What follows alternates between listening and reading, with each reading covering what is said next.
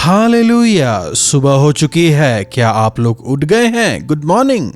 एक और बेहतरीन दिन प्रभु ने हमें दिया है कि हम मिलकर उनके वचनों पर मनन कर सकें। तो आइए हम प्रभु के वचनों को सुने और उसके अनुसार जीवन बिताएं और प्रभु को महिमित करें। प्रार्थना। महापवित्र पिता परमेश्वर, प्रभु, इस दिसंबर महीने में एक और दिन आपने दिखाया। हर एक दिन अनमोल है इस बात को जानकर। प्रभु, आपके लिए जीने की, आपके इच्छा के अनुसार जीवन बिताने की, आपकी योजनाओं को समझकर उन्हें पूरा करने की इच्छा हमें प्रदान करें। आज दोबारा अपने वचनों से हमसे बात करें। यीशु के नाम से प्रार्थना मांगते हैं, आमीन। प्रभु की महिमा हो। क्या आप अपने दिनों को गिन रहे हैं? हमें हमारे दिन गिनना सिखाएं, मूसा कहता है। जानते हैं ना, भजन 90। तो इस 2025 में प्रभु ने हमें 365 दिन दिए। तो आज हम 337वें दिन में आ गए हैं। इस साल के 337वें दिन में हम आ गए हैं। और कितने दिन बचे हैं इस साल में? केवल 28 दिन और हमारे सामने बचे हैं। इतने दिनों में हमने क्या हासिल किया? हमने कैसा जीवन बिताया? पूरी स्थिरता से हमने प्रभु का अनुकरण किया या फिर गिरते पड़ते हम चले? क्या हम आगे बढ़ते गए या फिर 2 कदम आगे और 1 कदम पीछे इसी प्रकार से हम बढ़ते गए? हमें परखना चाहिए। प्रभु के अनुग्रह से 643 दिनों से मैं इस कार्यक्रम को लगातार आप तक पहुंचाते आ रहा हूं।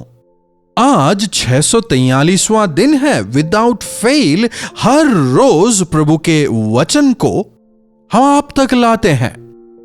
और अगर आपने हर एक दिन क्रमानुसार प्रभु के वचनों को सुना है और उसके अनुसार अगर आप जिए हैं, तो आपके जीवनों में आशीष होगी। क्या है? परख कर देखें। साल की शुरुआत में हम कहां पर थे? साल के अंत में हम कहां पर हैं? क्या जहां थे वहीं पर हैं? आप में से अधिकतर लोग सांप सीढ़ी के खेल को तो जानते होंगे ना। जो पासा है, उस पासे को हम हिलाकर फेंकते हैं और जो भी नंबर आए, और वहां पर कुछ सीढ़ियां होती हैं, कुछ सांप होते हैं। अगर सीढ़ी वाला नंबर आया तो हम ऊपर चले जाते हैं, और अगर सांप वाली गिनती आई तो हम नीचे आ जाते हैं।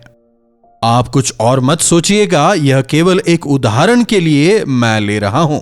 हमारे जीवनों में भी कई बार आत्मिक तौर पर काफी अच्छी स्थिति में पहुंच जाते हैं, ऊंचाई पर होते हैं।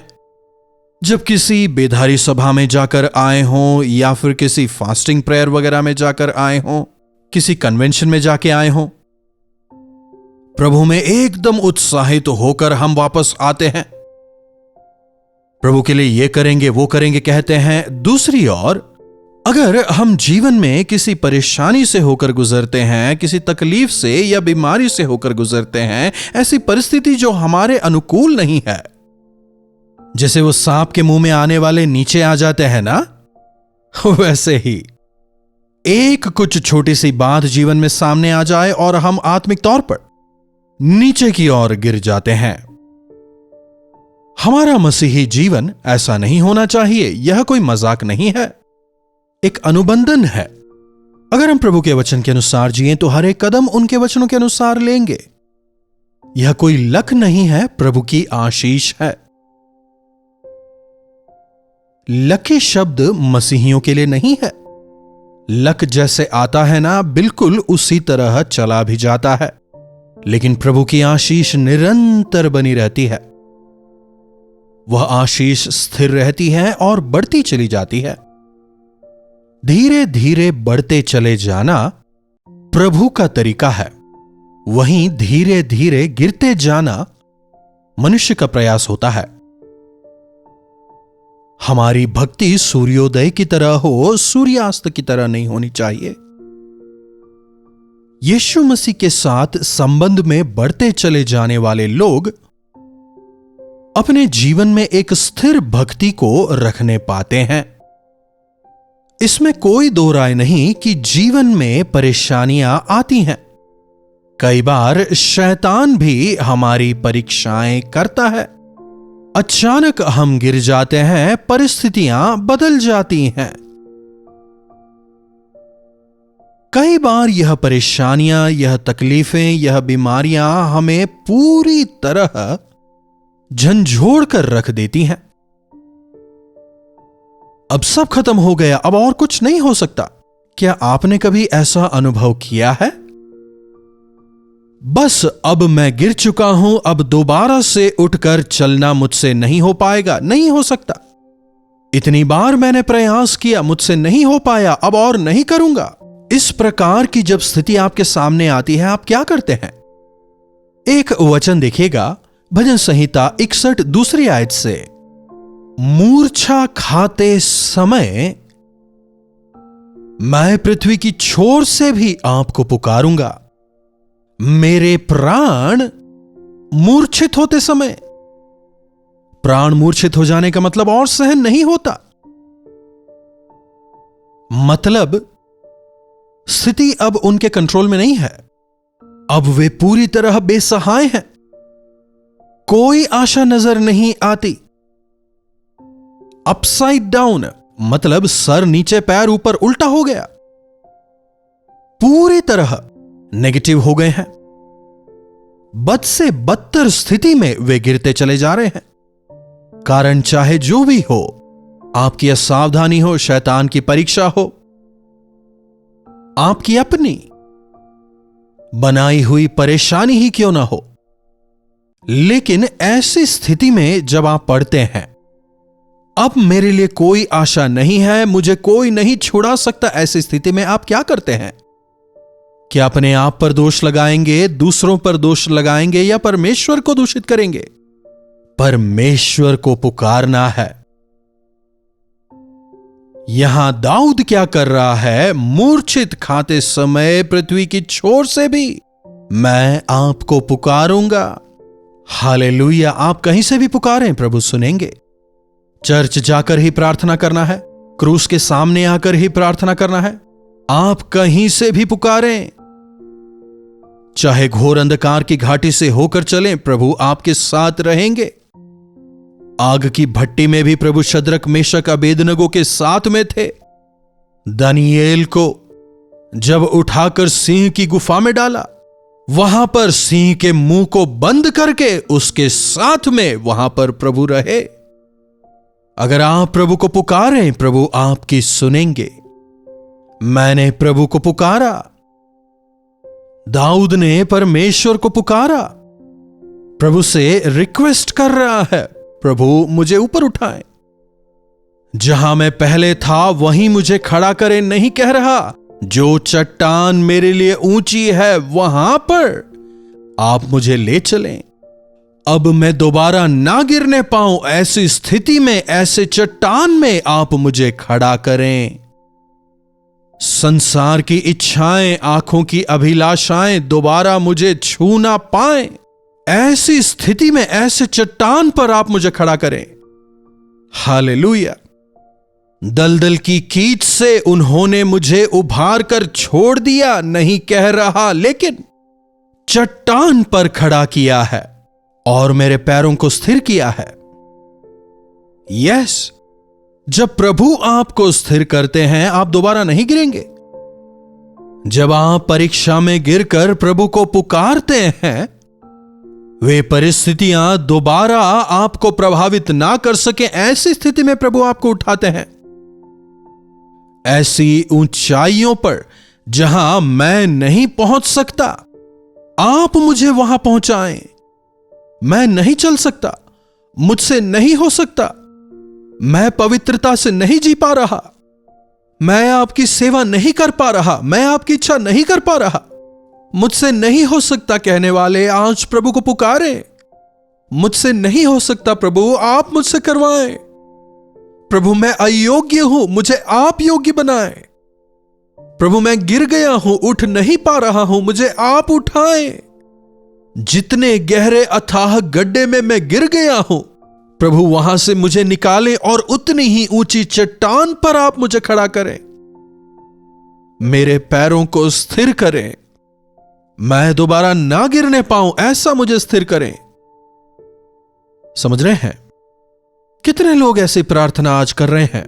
ऐसी प्रार्थना करने वाले दोबारा उसी गड्ढे में नहीं गिरते। बार बार गिरने वाली भक्ति एक स्थिर भक्ति बिल्कुल नहीं है। जैसे तैसे आप उठते हैं, कोई सहारा लेकर आप उठ जाते हैं, पर दोबारा गिरते हैं। लेकिन जब प्रभु का बलवंत हाथ आपके साथ होगा, वे आपको गिरने नहीं देंगे। धर्मी गिरता नहीं है, और अगर गिर भी जाए, प्रभु उसे उठाते हैं, क्योंकि उन्होंने उसके हाथ को पकड़ा हुआ है। प्रभु के हाथों में अपने हाथों को सौंपें, प्रभु आपको चलाएंगे। दलदल की खींच से निकालकर चट्टान पर आपको खड़ा करके आपके पैरों को स्थिर करने वाले, दोबारा आपको गिरने से बचाकर आगे बढ़ाने वाले, आपके हाथ को थामकर चलाने वाले प्रभु यीशु हैं। प्रभु यीशु मसीह की अगुवाई और उनकी सहायता पाने के लिए आपको कोई बड़ा वीआईपी होने की जरूरत बिल्कुल नहीं है। बहुत पढ़े लिखे और ज्ञानवान होने की जरूरत नहीं है। छोटे हों, बड़े हों, पुरुष हों, स्त्री हों, कोई भी हो, प्रभु आपसे प्रेम करते हैं। आपके गुणों से नहीं, प्रभु आपसे प्रेम करते हैं। इस संसार में लोग हम में जो है उससे प्रेम करते हैं, जब वो नहीं होता छोड़ देते हैं। लेकिन प्रभु हमारी बलहीनताओं में भी हमारे साथ हैं, और हमारी बलहीनताओं को हमारी सामर्थ्य में वह बदलते हैं। बस केवल हमें उन्हें पुकारना है, उन्हें पुकारना है, पुकारना है। कई लोग कहते हैं हम प्रार्थना करते हैं, प्रार्थना करने और पुकारने में फर्क है। कुछ एक वाक्यों को साथ में जोड़कर प्रार्थना करना नहीं, जब तक प्रभु जवाब ना दे। प्रभु मुझे छुड़ाने वाले कहते हुए उन्हें पुकारना है। जब तक जवाब ना मिले प्रार्थना करना है। निरंतर प्रार्थना में लगे रहो, वचन कहता है। और जब आप उन्हें पुकारते हैं, प्रभु आपकी विनतियों को सुनेंगे। मैं गिर गया हूं इसलिए मुझे उठाएं ही नहीं कह रहा, जहां मैं नहीं पहुंच सकता। ऊंची चट्टान जहां शैतान मुझे छू नहीं सकता। इस सांसारिकता को देखकर मैं दोबारा प्रभावित ना हूं, ऐसी ऊंचाई पर मुझे पहुंचाएं। बार बार मैं इस सांसारिकता में ना गिर जाऊं, बार बार मैं इस परेशानी में ना पड़ूं। इस संसार की अभिलाषाओं से, इस सांसारिक इच्छाओं से मुझे बचाएं। दाऊद प्रार्थना करता है। आप कहते हैं हम प्रार्थना करते हैं। आपकी प्रार्थना कैसी है? इस प्रकार की दाऊद जैसी प्रार्थना कर रहा है क्या? ऐसी प्रार्थना आपके जीवन में है? आज बुधवार है ना, मिडवीक प्रेयर का दिन। क्या आपके चर्च में मिडवीक प्रेयर होता है? अगर है तो जरूर जाएं, अगर नहीं है तो आप अपने घर में अपने परिवार के साथ में मिलकर या अन्य विश्वासियों के साथ मिलकर प्रार्थना करें। नहीं, मेरे आसपास कोई नहीं है, मैं अकेला हूं, परिवार नहीं है, तो अकेले आप अपने कमरे में जाएं, दूसरों के लिए विनती करें। गिरे हुओं को प्रभु उठाते हैं, विनतियों को सुनते हैं, पुकारने वालों की वे सुनकर उन्हें स्थिर करते हैं, बलवंत करते हैं। जब ऐसे महान प्रभु हमारे लिए हैं, तो हमें बार बार गिरने की जरूरत नहीं। प्रभु हमें गिरने से बचाएं, हमें स्थिर करें, हमें ऊंचे चट्टानों पर आप पहुंचाएं। क्यों ना हम प्रभु से प्रार्थना करें कि प्रभु इस नए साल में हमारी जो कुछ भी बलहीनताएं हैं, जिन विषयों में हम बार बार गिरते आए हैं, उन विषयों में प्रभु आपको बलवंत करें। जिन स्थानों पर आप शर्मिंदा हुए हैं, उन स्थानों पर दोबारा आप सिर उठाकर खड़े हों। ऐसी प्रार्थना विश्वास के साथ करें। प्रभु आपको ऊंचा उठाएंगे और आप उनकी महिमा करने पाएंगे। प्रार्थना। महापवित्र पिता परमेश्वर, प्रभु कई बार हम हमारे जीवनों में गिर जाते हैं, फिसल जाते हैं, और इसीलिए जीवन में हम कुछ भी हासिल नहीं करने पा रहे, हारा हुआ एक जीवन जी रहे हैं।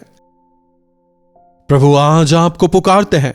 आप प्रार्थनाओं को सुनने वाले हैं, विनतियों को सुनने वाले हैं।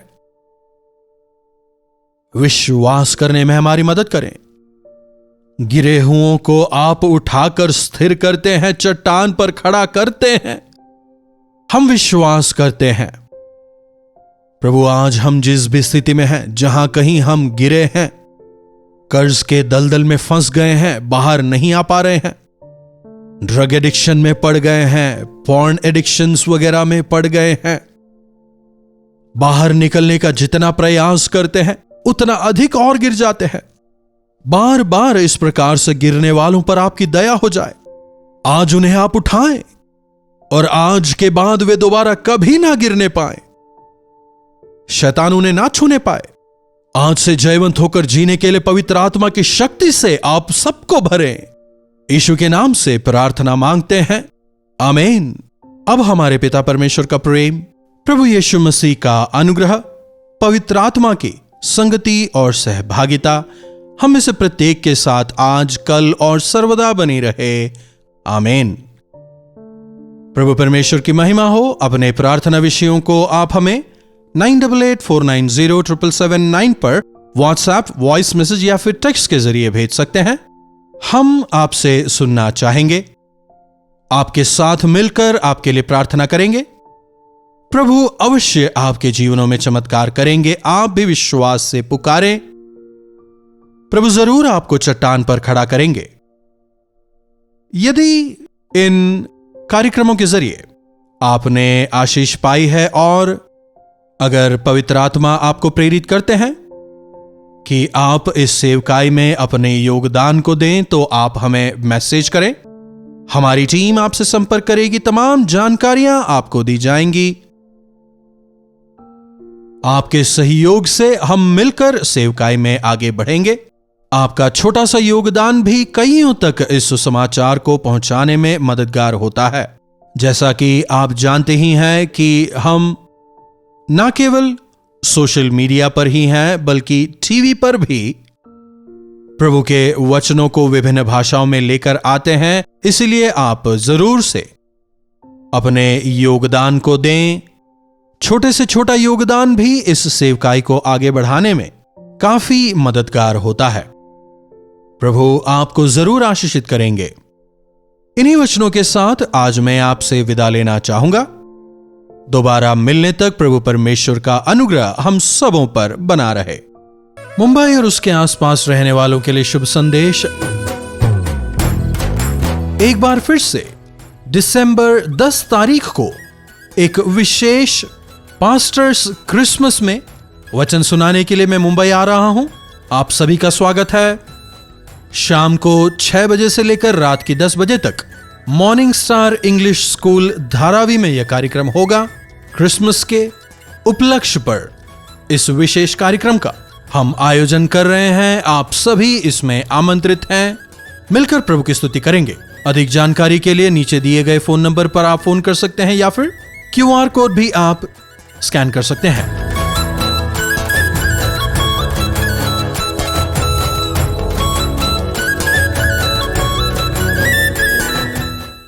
मुंबई और उसके आसपास रहने वालों के लिए शुभ संदेश। आपसे सीधे मिलने के लिए और आपके लिए प्रार्थना करने के लिए एक बार फिर से एक दिन के गेट टुगेदर का दिसंबर 11 तारीख को हम आयोजन कर रहे हैं। आप जरूर आइएगा। हमारे टीवी के और सोशल मीडिया के श्रोताओं से सीधे मिलकर प्रार्थना करने के लिए, वचन सुनाने के लिए हम आपके पास आ रहे हैं। रहतौर मेमोरियल मेथोडिस्ट चर्च में, रहतौर memorial methodist church, station road, Parel, Mumbai. अगर इस विषय में आप अधिक जानकारी चाहते हैं 8939393939 नंबर पर फोन करें या QR कोड को आप स्कैन कर सकते हैं। समय रहेगा शाम के 6 बजे से लेकर रात को 11 बजे तक। जरूर आए, प्रभु की आशीषों को पाएं।